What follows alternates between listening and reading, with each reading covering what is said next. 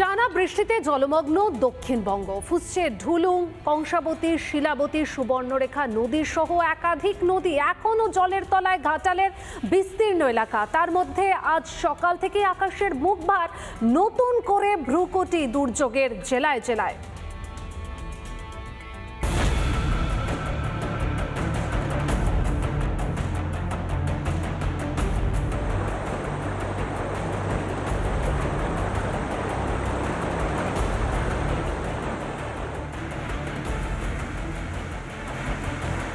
কি ভাবছেন কোনো নদীতে আছি? না না, কোনো নদীতে নেই। আমি এই মুহূর্তে রয়েছি ঘাটালের আরগোড়া চাথালে, রাজ্য সড়ক, আর যার উপর দিয়ে হু হু করে বইছে জল। আর আমরা যেখানে দাঁড়িয়ে রয়েছি এটা হচ্ছে একটা ছোট ডোঙা। মূলত এই ডোঙাই কিন্তু ঘাটালবাসীর যাতায়াতের জন্য এখন একমাত্র উপায়। টানা বৃষ্টি, জলবন্দী আরামবাগের বিস্তীর্ণ এলাকা।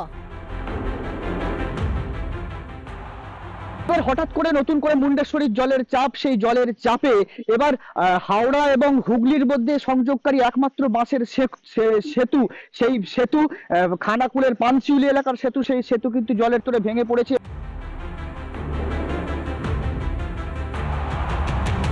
হাওড়ার উত্তর ভাটোরা ও হুগলির পানশিউলি সংযোগকারী ব্রিজ ভাঙায় দুই জেলায় যোগাযোগ বিচ্ছিন্ন। এদিকে ফের বৃষ্টি শুরু হওয়ায় আতঙ্কে আরামবাগবাসী। প্রশাসনের বিরুদ্ধে বাড়ছে ক্ষোভ। পরিস্থিতি বন্যার জন্য রাস্তাঘাটে চলতে পারছি না, যা অবস্থা খুবই খারাপ। মানুষের মন্ত্রীদেবীরা আসছে, দেখছে, চলে যাচ্ছে। এমনই বিপর্যয় শুরু হয়ে গেছে যে মানুষের যারা নদীর ধারে বসবাস করে এখন তো তারা আতঙ্কে ভুগছেন।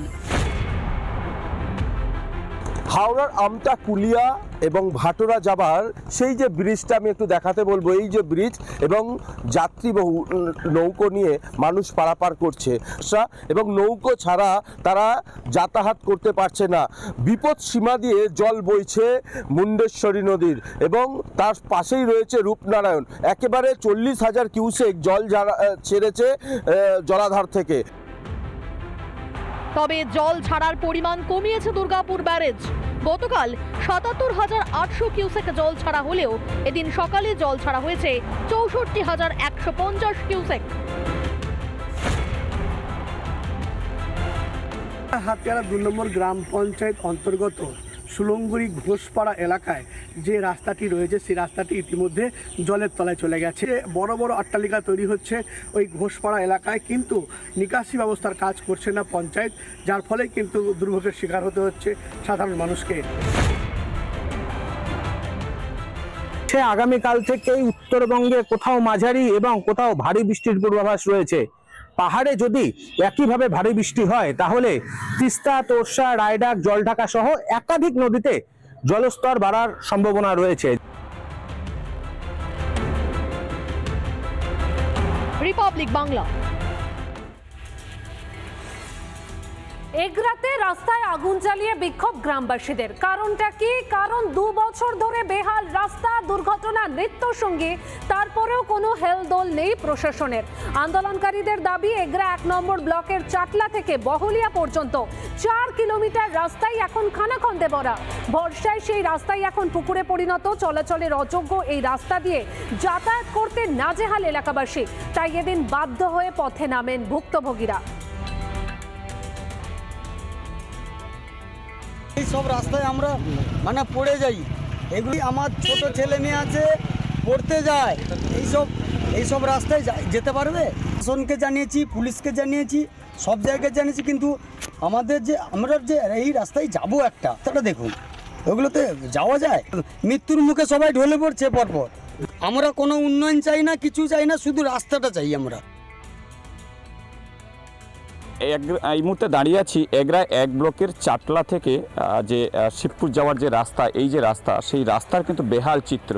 গ্রামবাসীরা দীর্ঘদিন ধরে তাদের বারবার অভিযোগ জানিয়েও কোনো কাজ হয়নি। তার জন্য তারা বাধ্য হয়ে আজকে কিন্তু এই রাস্তা অবরোধ এবং টায়ার জ্বালিয়ে কিন্তু বিক্ষোভ দেখাচ্ছেন। আমরা সেই ছবি দেখানোর চেষ্টা করছি।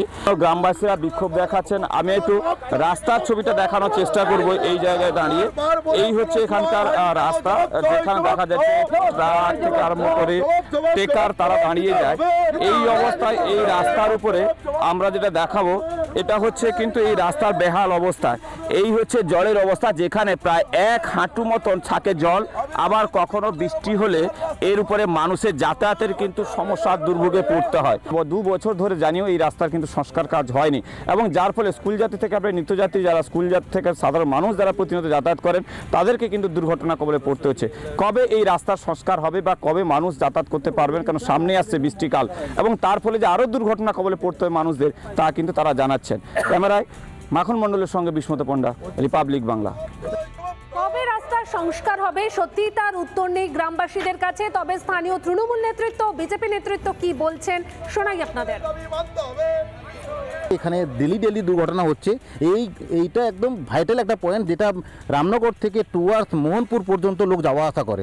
হাজার লোক প্রত্যেকদিন যাচ্ছে। 1 নম্বর এগরার বিধায়ক আছেন তরুণবাবু, উনি জানেন এই রাস্তা কি কঠিন অবস্থা। কোন খুব ভেবে চিনতে ওনাকে ভোট দিয়ে সবসময় বলে আমাদের নাকি রাস্তার মধ্যে উন্নয়ন দাঁড়িয়ে আছে, তাই যাতে উন্নয়ন হয় তাই আমরা রাস্তায় দাঁড়িয়ে আছে যে উন্নয়নটা দেখার জন্য কীভাবে উন্নয়ন হয়েছে।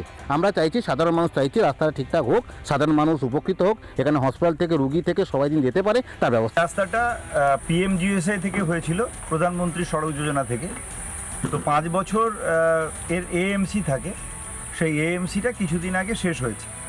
ফলে স্বাভাবিকভাবে আমরা এর ওয়াইডেনিং এবং স্ট্রেন্থেনিংয়ের জন্য আমরা যথা জায়গায় বলেছি কিছুদিনের মধ্যেই রাস্তাটা ওয়াইডেনিং এবং স্ট্রেন্থেনিং কাজ শুরু হবে। প্রধানমন্ত্রী সড়ক যোজনার ফান্ডের টাকা, সেই টাকাটা এসে গেলে জেলা প্রশাসন ওই রাস্তাটা নিশ্চিতভাবে নতুন করে তৈরি করবে।